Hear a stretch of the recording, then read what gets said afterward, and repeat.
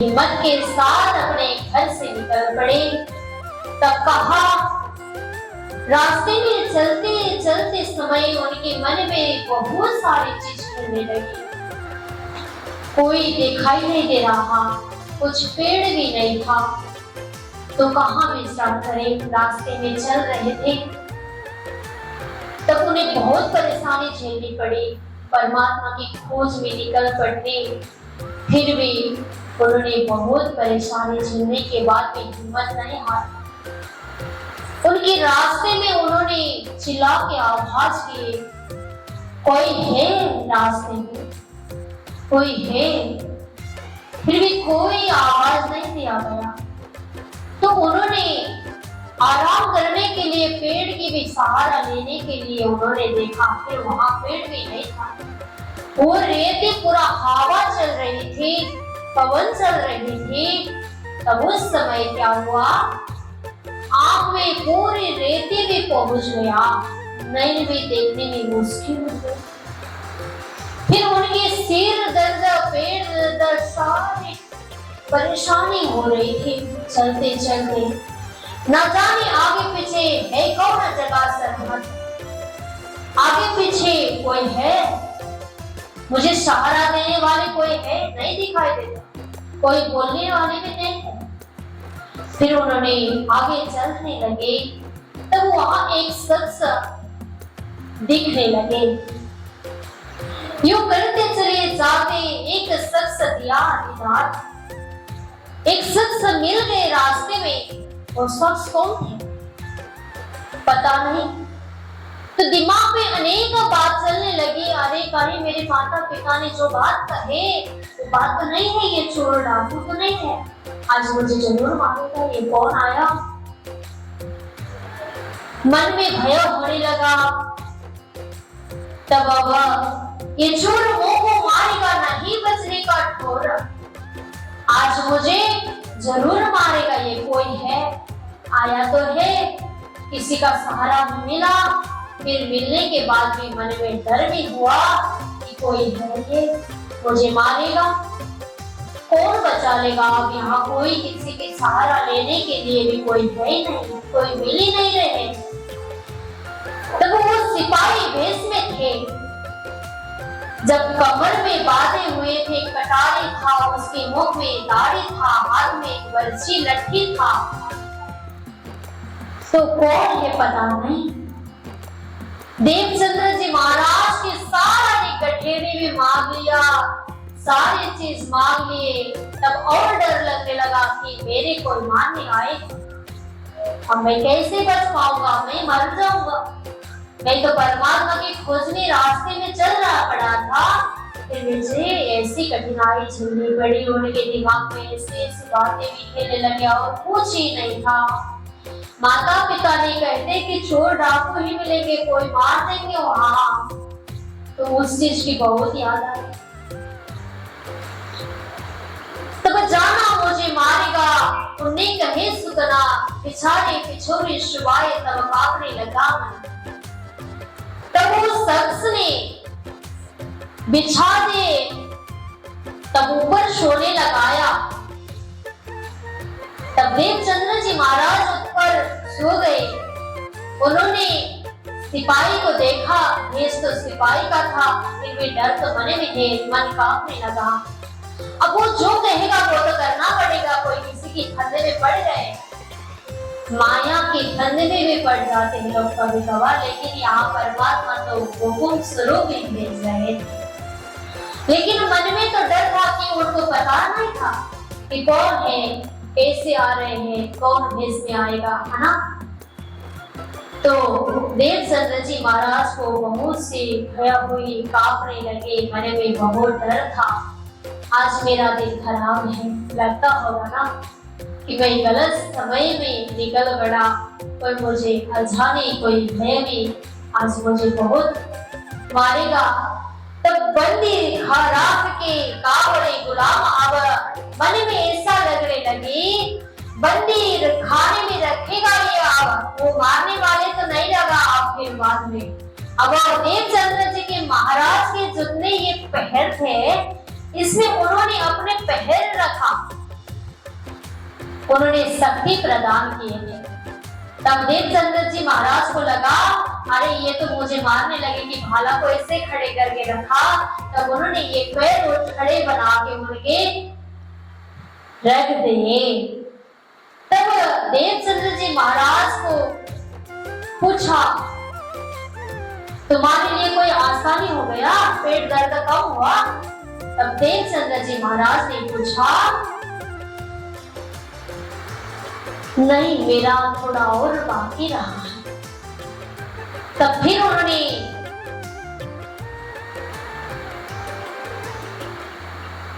कहा कि अरे इसको तो और दर्द हो रहा है, फिर इनको और दूसरा शक्ति प्रदान करो कि उनको खड़े होने के बाद में भी आसानी हो जाती है।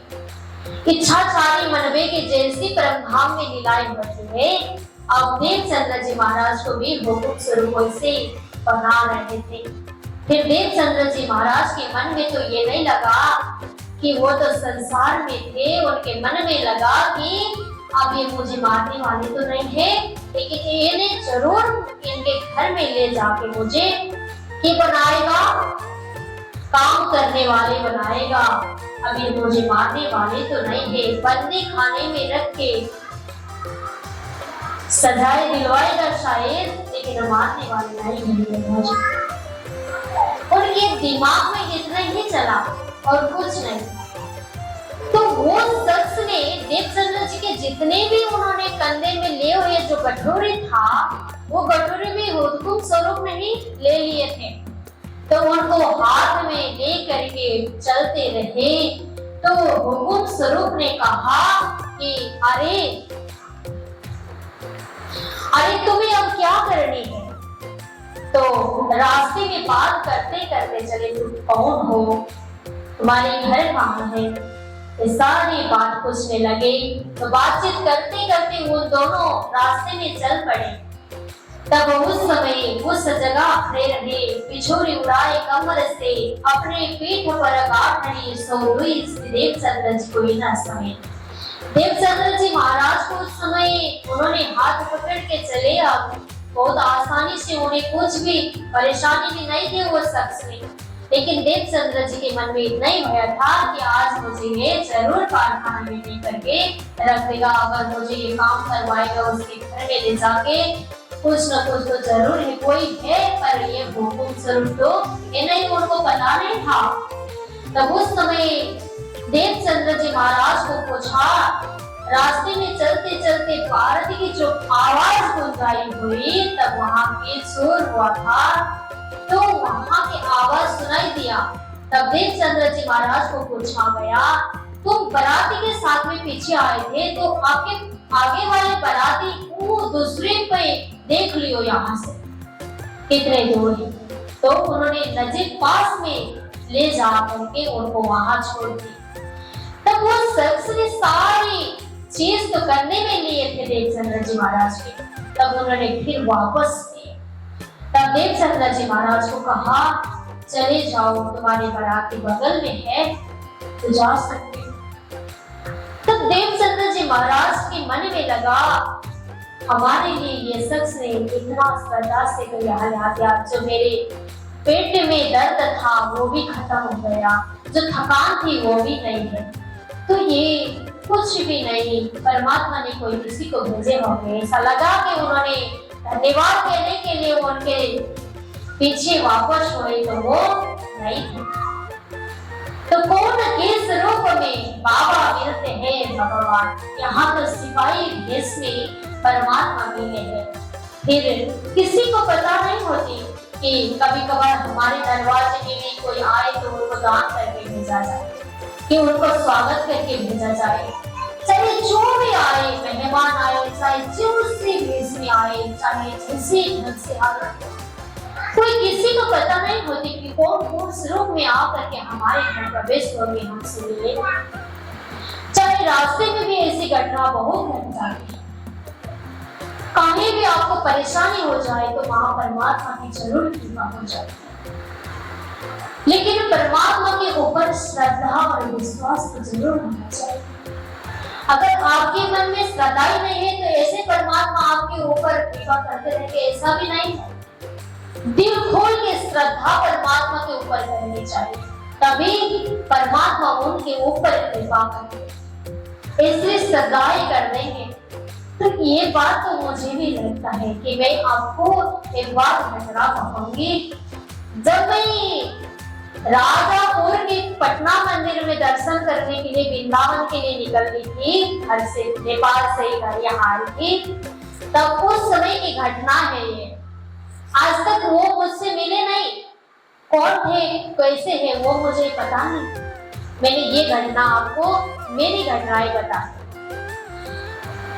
तब उन्होंने, मैं सुबह यहाँ पहुंची थी 4:30 बजे के समय में, मंदिर में आकर के स्नान किए। मेरे साथ में 15 लोग सुंदर साथी थे, वृंदावन दर्शन करने के लिए जाने के लिए आए थे। तब वहाँ ऐसी घटनाएं हुई, मैं गुरु जी की समाधि में गई, प्रणाम की, राज जी की प्रणाम की, तो मैंने वहाँ पूरा भजन गाए, सेवा को जगाई, पूरा ऐसी हुई। तब वो सब समय आके एक बैठे थे, सुंदर साथ थे, तो उन्होंने ऐसी किए कि मैंने जब वहाँ राज्य की पूरी सेवा भी गाई, तब भजन गाई, तब उसके बाद में वो शख्स मेरे से कैसे हुए कि उन्होंने नंबर भी नहीं दिए थे। जब मैं वहाँ से निकलने वाली थी तो मेरे मन में लगा, मैं तो दूसरी बार निकल पड़ी थी, तो स्टेशन में मुझे जाने के लिए कौन सी प्लेटफॉर्म में मेरा ट्रेन है वो मुझे पता नहीं था, तो मुझे बहुत परेशान भी हो रही थी उस समय।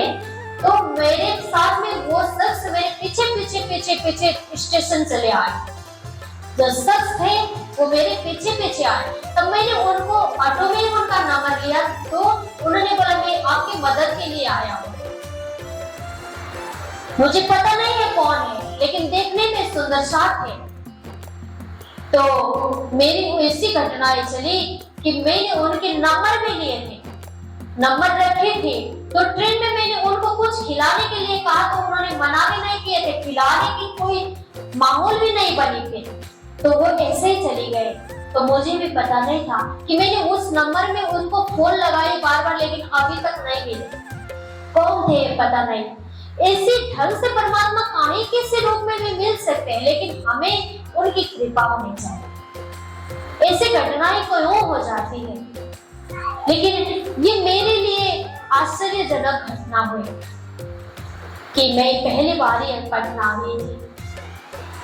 तो आज तक उनकी खबर ही कौन थे, कैसे है, वो कुछ भी पता नहीं। ऐसे ही घटना परमात्मा की जितने भी घटनाएं होती है वो हमारे जीवन में भी घट जाती है, पता नहीं चल जाता।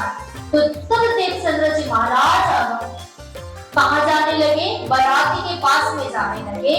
तब बाराती के साथ में चले जाने के बाद में बाराती तो चकित हो गए। तो मंत्री जी आकर के पूछे, अरे तुम तो मेरे से उमरकोट में मिले थे, तो आप यहाँ कैसे पहुँच गए हो? तब देवचंद्र जी महाराज ने बोला कि मैं तो पैदल आया हूँ, तो आपके जैसे सवारी आए, मैं उसी के पैदल रखते आए। तब देवचंद्र जी महाराज ने ऐसे कहने के बाद में उनकी बहुत स्वागत किए। इतनी जल्दी आपको परेशानी नहीं हुआ? कुछ देरी भी होना चाहिए था, फिर देरी भी नहीं हुआ, अब ऐसे कैसे आ गए?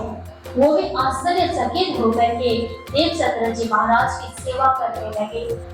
तब देवचंद्र जी के उन्होंने स्वागत भी किए कि कहा, अब आप आ गए हो, धन्य हो, हमसे मिल भी चुके हो, अब तुम्हें कोई परेशानी नहीं होगी। हम है ना, रास्ते में अगर कोई भी मिले तो ऐसा हो जाती है। पहले उन्होंने क्या कहा था, मना किए थे कि तुम्हारे साथ सवारी नहीं है, नहीं जा पाओ।